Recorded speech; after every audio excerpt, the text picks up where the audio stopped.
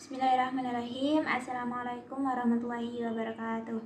Alhamdulillahirrabbilalamin wa bihi nasta'in ala umuri dunya waddin. Wassalatu wassalamu ala asyrafil anbiya'i wal mursalin sayyidina wa maulana Muhammadin wa ala alihi wa sahbihi ajmain, amma ba'du. Yang saya hormati dan yang saya taklimi pengasuh Pondok Pesantren Zainul Hasan Genggong, Kiai Haji Muhasan Mutawakil Allah SHMM. Yang terhormat Rektor Universitas Islam Zainul Hasan Genggong, Bapak Dr. Abdul Aziz Wahab PA.MAG. Yang terhormat dosen pengampu mata kuliah penelitian kualitatif Ibu Wahyu Lestari MPD, dan tak lupa kedua orang tua saya yang saya cintai. Saya Aurora Hidayah. Di sini saya akan memaparkan materi dari bab 5, yaitu tentang metode pengumpulan data dalam penelitian. Materi ini sangat penting karena pengumpulan data adalah bagian inti dari proses suatu penelitian. Jadi tanpa data yang valid, hasil penelitian bisa jadi kurang tepat. Langsung saja masuk dalam pembahasan. Metode pertama yang akan kita bahas adalah observasi, atau dalam bahasa sederhananya adalah pengamatan langsung di lapangan. Sini ada beberapa bentuk observasi dalam penelitian kualitatif. Menurut Bungin 2007 diantaranya observasi partisipasi. Nah, di sini peneliti ikut langsung dalam aktivitas yang diteliti. Misalnya, kalau kita meneliti cara belajar siswa, maka peneliti bisa ikut duduk di kelas bersama siswa. Observasi yang kedua yaitu observasi tidak berstruktur. Observasi ini fleksibel tanpa panduan atau instrumen yang kaku. Peneliti hanya mengamati apa yang terjadi secara alami. Observasi yang ketiga yaitu observasi kelompok. Nah, kali ini observasinya dilakukan terhadap kelompok, bukan suatu individu. Misalnya, peneliti ingin melihat dinamika belajar dalam suatu kelompok diskusi. Metode kedua adalah wawancara.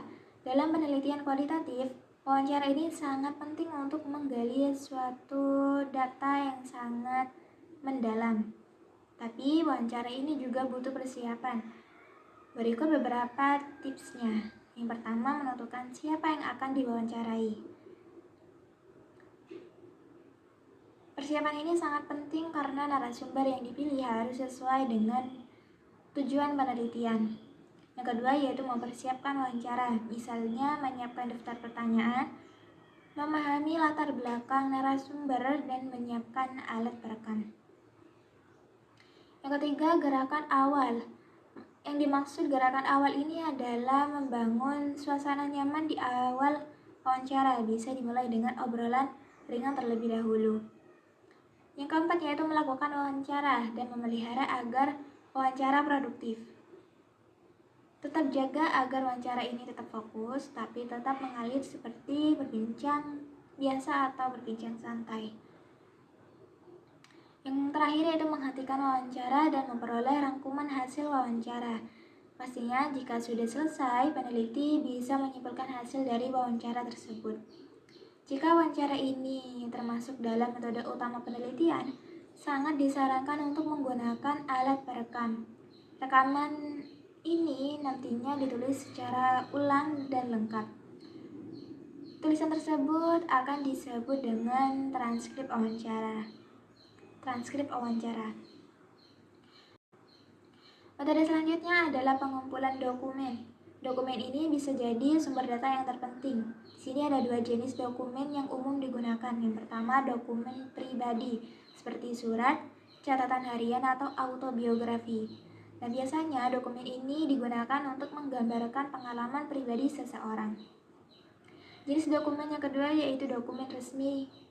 Dokumen resmi ini dibagi jadi dua, dokumen internal juga dokumen eksternal. Dokumen internal yaitu dokumen di dalam organisasi, seperti notulen rapat atau laporan kegiatan. Dokumen eksternal yaitu dokumen yang berasal dari luar organisasi, misalnya laporan pemerintah, berita koran, atau data dari lembaga resmi. Metode terakhir adalah focus group discussion atau sering disingkat FGD. FGD ini adalah diskusi kelompok yang dipandu oleh peneliti untuk menggali informasi dari beberapa informan sekaligus. Kelebihan dari FGD ini antara lain dapat memberikan kemudahan dan peluang bagi peneliti karena langsung dapat banyak informasi dari beberapa orang sekaligus. Dan diskusinya juga bisa lebih santai dan tidak kaku sehingga informan bisa lebih bebas mengungkapkan pendapatnya. Dan yang pastinya juga di sini informasi bisa dikumpulkan dengan cepat dan juga konstruktif. Jadi cocok kalau kita punya waktu yang terbatas. Kelebihan FGD juga ada dinamika kelompok. Saat orang lain berbicara, yang lain bisa menambahkan atau merespon. Jadi lebih kaya datanya. Selain itu juga peneliti bisa tahu alasan dibalik jawaban informan. Ini sangat membantu untuk menggali makna yang lebih dalam dari data yang dikumpulkan. Nah, itu tadi penjelasan singkat tentang metode pengumpulan data dalam penelitian. Semoga penjelasan ini bisa dapat membantu teman-teman semua agar memahami pentingnya proses pengumpulan data dalam sebuah penelitian. Terima kasih atas perhatiannya. Wallahul muwaffiq ila aqwamit thoriq. Assalamualaikum warahmatullahi wabarakatuh.